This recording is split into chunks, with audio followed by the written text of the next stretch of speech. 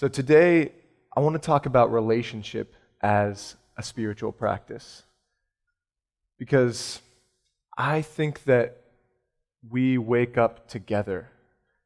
And there's a lot of, there's a lot of different traditions, and I know there's no particular religious kind of background in this circle, but I really like the idea of us all being waves on the ocean. So we all think we're these separate beings, and we're all looking like, oh, that wave, it's bigger, and I want to be bigger, or that wave, it's smaller. And it's not just that we're all part of one thing, we're the ocean, that's kind of the consciousness, but it's that we're all wet. So we're trying to figure out, I need to get more spiritually enlightened, or I need to get more money, or whatever it is. And it's like, well, actually, we already have exactly what we need. It's that wetness. And that's the kind of idea of removing the blocks to the awareness of love. It's removing all the beliefs and all the crazy things we hold in our mind that keep us from recognizing that. So, what I find is that in conversation, I have a few principles. If we can be as honest and authentic and curious with other people and vulnerable in just everyday conversations, when we're relating, when we're talking to each other here at the circle, when we're at work, then each conversation can be another moment, another meditation, another way to connect with Spirit, with God, whatever it is that you want to call that love.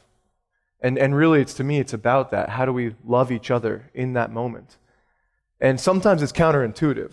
So, for example, like the first and most important thing, I like Byron Katie's phrase, loving what is, really welcoming whatever's present. And for a lot of you guys, how many people here are healers or therapists or coaches in some form or fashion? So we have a habit of, definitely it's what I do a lot of. But we have a habit of seeing something and then seeing this potential and kind of encouraging people to move away from what's currently there instead of really embracing, like, oh, you're sad? What's that like? I want to sit with your sadness. I want to see really what it's like for you to be upset. And is there some sort of beauty and truth and goodness in that? And how does that affect me when I'm with you in that? Instead of automatically wanting to make someone happy. So that's loving what is it's kind of paradoxical at times. And I think a lot of truth is paradoxical, just like the wave and ocean thing, where we are one and we perceive ourselves as many. So I like to think that there's nowhere to get but more present in the moment. I'd like to remember that right now. Yeah, I'm a bit nervous. So yeah, that loving what is in the moment also gives us a chance to look at our own projections. So if I find that I'm uncomfortable with her anger, for example, and I want her to be nice. I don't know, she's never been angry at me, so it's easy to use this as an example. I get a chance to see, like, if I want her to change at all, then there must be something I'm not loving in the moment in me. And I don't necessarily have to analyze it and figure out what it is, but I can really kind of pause for a moment and say, oh, what's going on between us? And can I really just be with you and see what's up for me and own it? So own it is the next thing I want to talk about. Owning your experience and speaking. Sometimes we'll use nonviolent communication. Sometimes we use speaking from the I, like I feel this. It's really easy to do that and still not be like, I feel like you're stupid. I feel like you're a jerk. That's not really owning what is. And sometimes saying, like, you're a jerk is actually more owning the experience because you're really feeling what's going on. If you commit to really staying connected with each other and being honest in communication, amazing things can happen. So I guess in that sense, I'd say one way to really love people in the moment then is to trust what's going on inside of yourself while being open to being wrong. So this is how I feel in the moment. Like, I don't know if you guys are enjoying this or if I'm totally off the rails, but then I can say if I'm feeling a certain way, I'll ask, like, how are you guys feeling? Actually, how are you doing right now? Yeah? How am I doing? Thanks. Good. Good. So yeah, trusting sensation, being willing to be wrong and checking in. I think that's massively important because it's as the relationship. There's two pieces. There's I, and there's you. And yeah, staying in connection and making sure. Wow, like, is that true for you? It seems like you're very focused, and I wonder, is that true for you? And it is. Cool. Nice. But I'm also willing to be, you're like, no, I'm thinking about baking cookies this afternoon. Like, all right, I'll think of something funnier to say. So I want to take a few minutes for us to just interact with each other, because really what I like to do more than anything when I travel is to get people to practice interacting in different ways. And there's a lot of different exercises we use. We kind of build basic blocks, and then we get in a circle and just start trying to communicate in different ways and see what comes up, and it gets really crazy. But this morning, we're just going to do a few things. The first one is this kind of connecting to your physical sensations and your emotions. And these things are simple. We all have them. It's 100% of the time. Right now, you have a physical experience. And yet, we rarely talk about it in conversation outside of our doctors or our healers.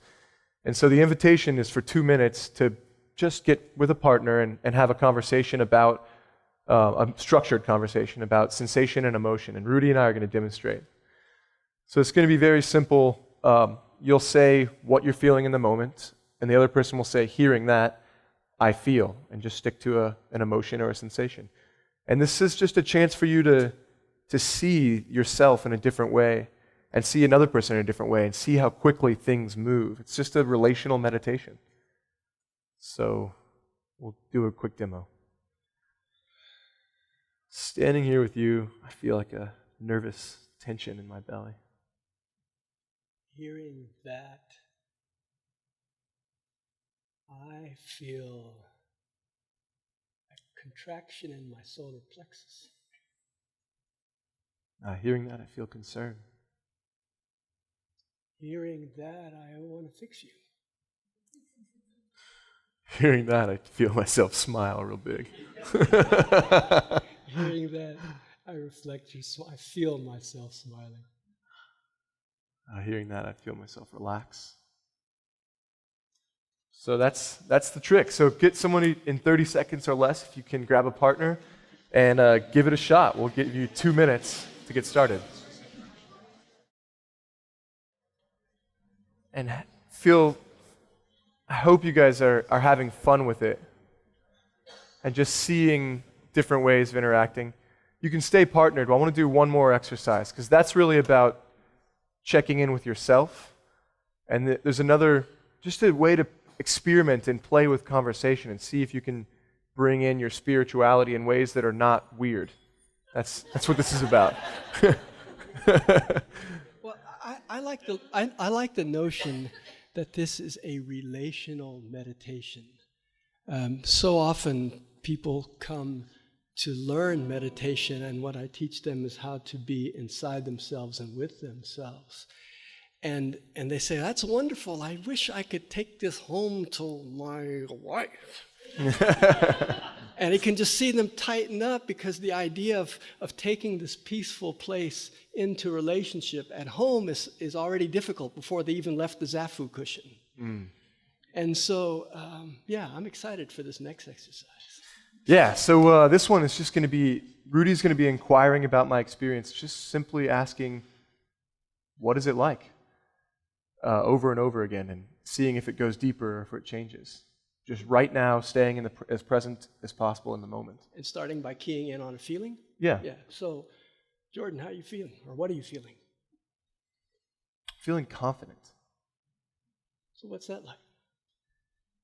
My posture's straight. I've got a smile. Now I'm seeing that there's also a bit of uncertainty. What's that like? A bit shaky, even with the strong posture, and it's just real subtle. And what's that like? I'm really keyed in now to my awareness of that subtlety, like I'm looking deeply inside myself.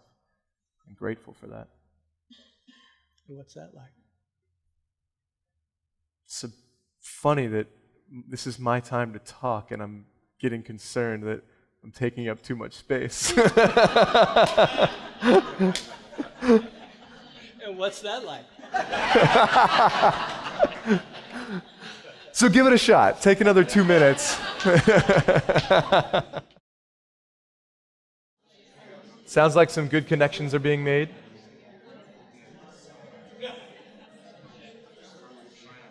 And just pay attention to whatever it is that you feel. Like if you feel joy or excitement or guarded, uncomfortable, nervous. It's part of the meditation to really be aware of yourself in the moment. And what is it that's keeping you from exactly what you want, if there's anything? Or are you getting exactly what you want? Whether that's love or enlightenment or whatever it is. If there's something in the way, then it's like, oh, you can accept what is in the moment and get it out of the way. And if there's not, then you get to just celebrate and love what's happening, which is cool. So, why did I do this? I just have a few minutes left to kind of close us out. And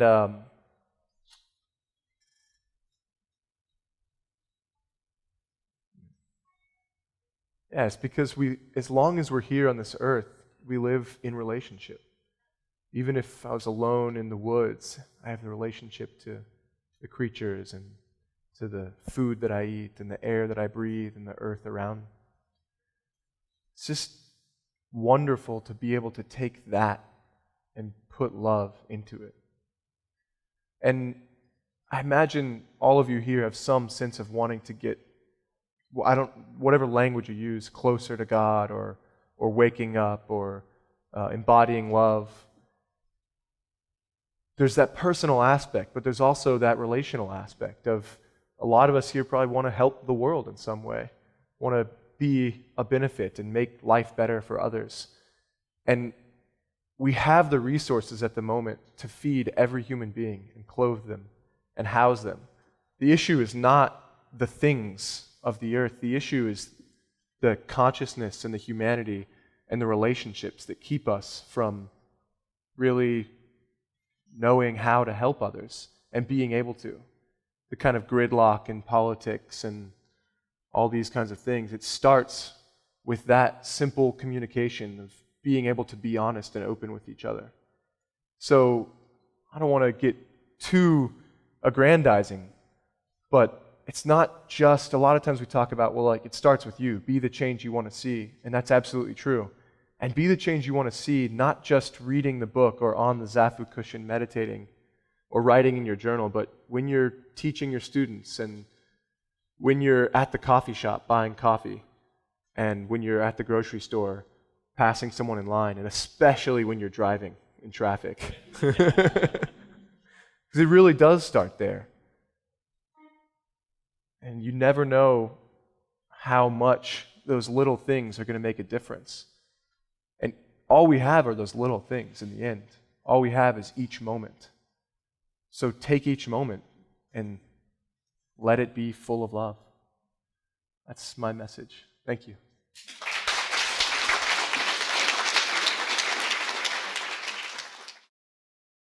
I invite you to hear these first few lines of the poem again in preparation for our meditation. Leave the familiar for a while. Leave the familiar for a while. Let your senses and body stretch out. Leave the familiar for a while. Let your senses and body stretch out.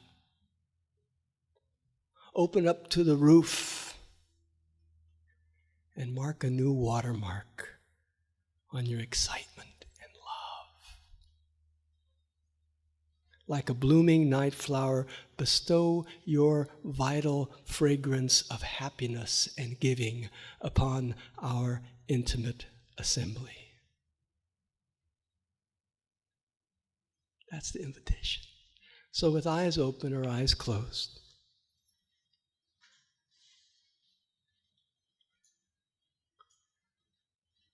I invite you to feel.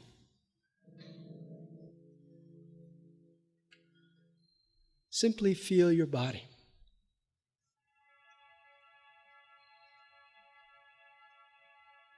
Feel your relationship to your body.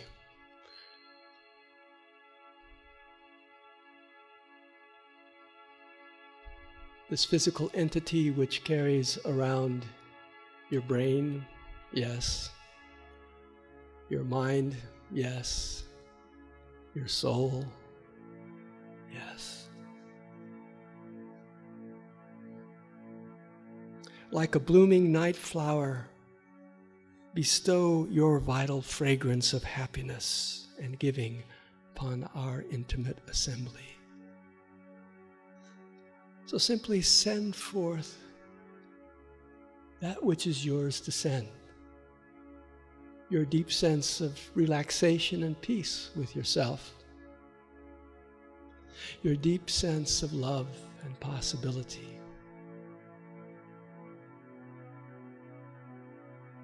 And maybe it's right there, readily accessed, ready for you to give away, or maybe you're having to scratch your head and wonder, what's he talking about? It does not matter. Simply come to this moment. Leave the familiar for a while and let your senses and your body stretch out.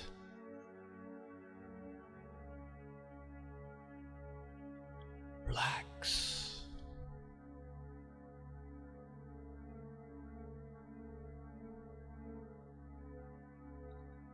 And radiate and emanate that which is yours to send upon our intimate assembly. Fill this room with your love.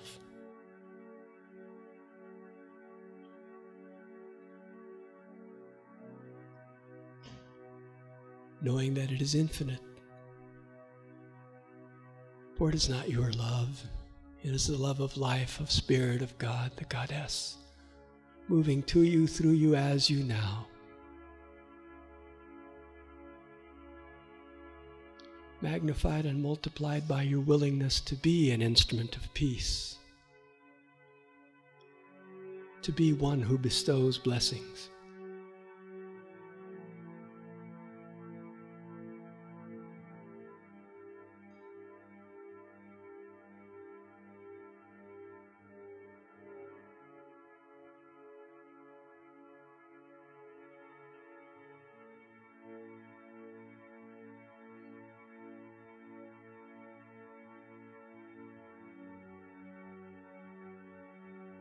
Greet yourself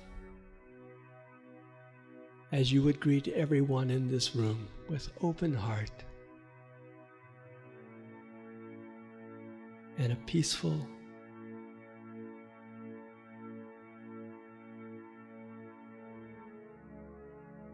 wide open mind.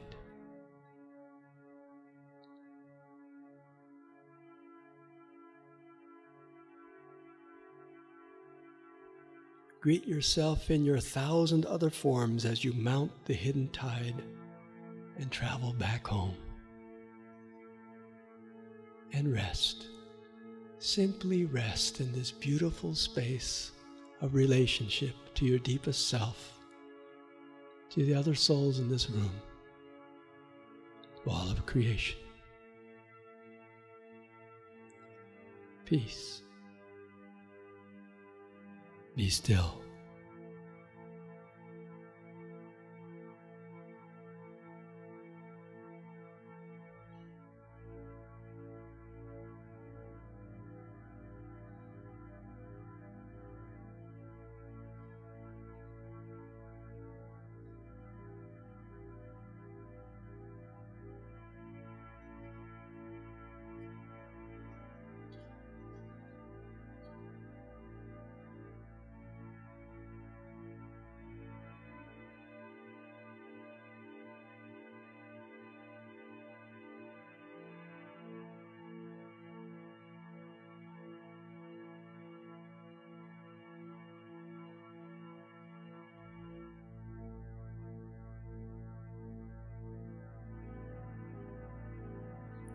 And from this place of peace and power,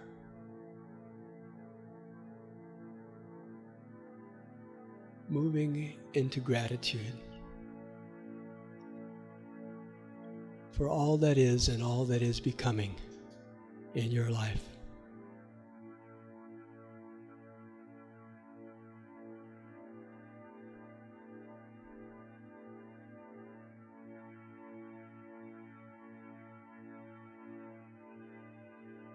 Then from that place of gratitude and opening to all of creation, simply let go of the blinders, move, give, love, radiate out into the world.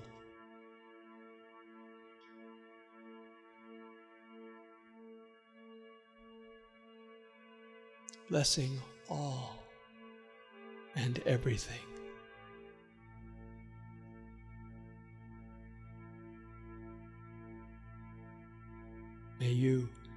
May we and all beings be blessed by your willingness to do this. Amen.